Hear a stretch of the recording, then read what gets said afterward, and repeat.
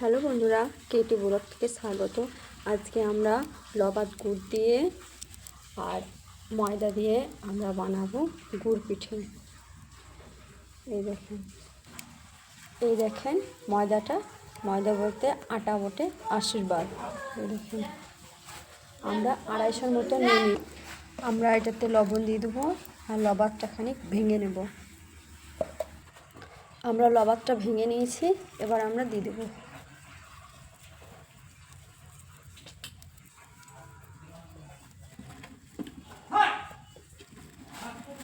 এই দেখেন দিয়ে দিচ্ছি আমরা পরিমাণ মতন জল।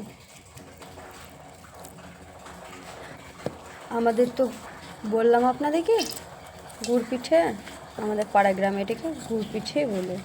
আর আপনাদের ওখানে কি বলে যারা দেখছেন তারা প্লিজ ভিডিওতে কমেন্ট করে জানাবেন। আর নতুন থাকলে চ্যানেলে সাবস্ক্রাইব করে দেবেন। বাড়িতে এটা বানিয়ে খাবেন, ঠান্ডার সময় খুব ভালো লাগে। আমাদের এদিকে আজকে রোদ একদমই উঠেনি। আপনাদেরকে বাড়ির বাইরের মৌসুমটা আমরা দেখাবো।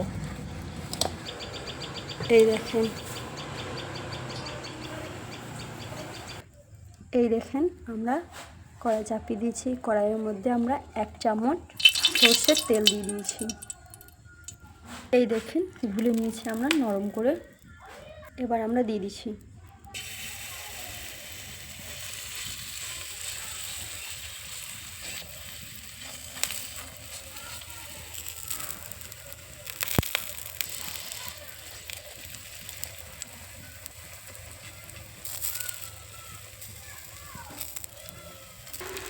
এই দেখেন আমরা তুলে নিচ্ছি।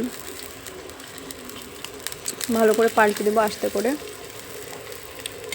এই দেখেন আমরা পাল্টে নিয়েছিলাম, হয়ে গেছে। এবার আমরা তুলে নেব।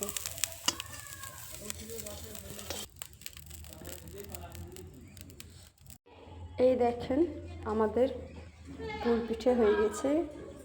কি সুন্দর লাগছে।